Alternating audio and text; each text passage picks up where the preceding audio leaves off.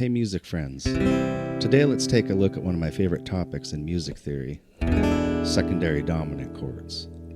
We'll look at what they are, how they work, and then take a simple chord progression in the key of C as an example. So let's jump right in.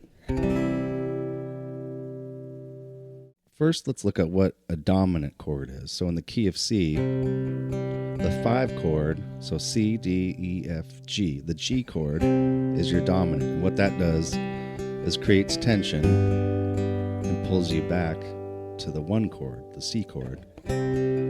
So just listen to the way it sounds to go between C and G.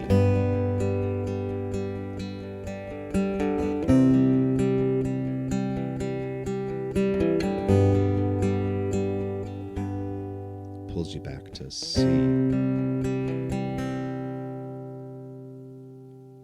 So a secondary dominant chord pulls you to a chord that is not the C chord. Let's say that your progression is just simply C, A minor, G, back to C. Now, if we wanted to spice things up a bit, we can add a chord ahead of the A minor that creates tension that's resolved by playing the A minor chord. All right, so let's hear this example progression. We have C, E7, A minor, G. So the first chord is our home bass, right? It establishes the key we're in. The second chord lies outside of the key and creates all this tension. You hear that? Now, it gets resolved when we hit A minor. So you would say that the E7 chord is a secondary dominant to A minor. And we know that in the key of C, there's this interaction between the 5 chord G and the 1 chord C. Here's the home bass C chord. Bunch of tension by putting in the E7. Resolves to the A minor. And then tension again in the G chord, pulling us back to the C chord.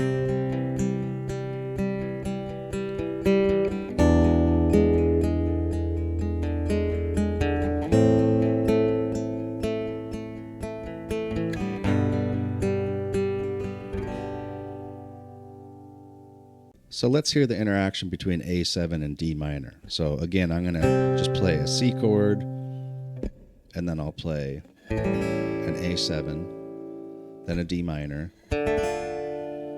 then a G, back to C.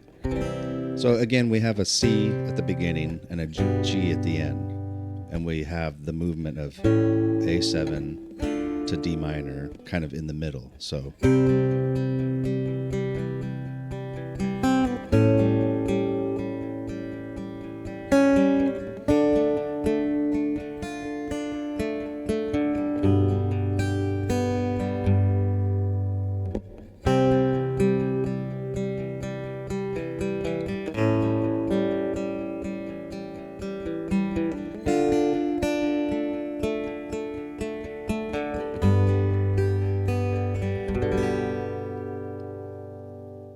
all right, let's take yet another example. If we played C,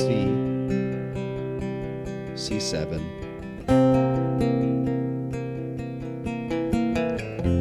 F, G, pulls us back to C, C7, tension resolves to F, and to G, pulls us back to C. Last one we'll look at is a D7 chord used ahead of a G chord. All right, so we have C, A minor, D7, G, which pulls you back to C.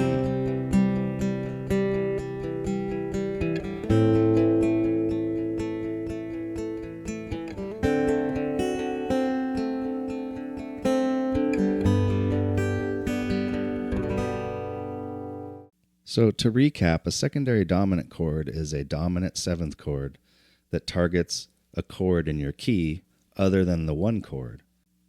So in our progression, C, E7, A minor, G, the E7 chord acts as a secondary dominant, temporarily making A minor feel like home base.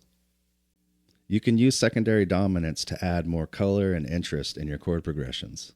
So I encourage you to go look at some of my other videos and see if you can identify these chords that don't belong in the key and how you can hear that there's tension and resolution throughout the progression, and it sort of takes you on a little bit of a journey. Thanks for watching. If you found this useful, please hit like, leave a comment, and don't forget to follow or subscribe for more.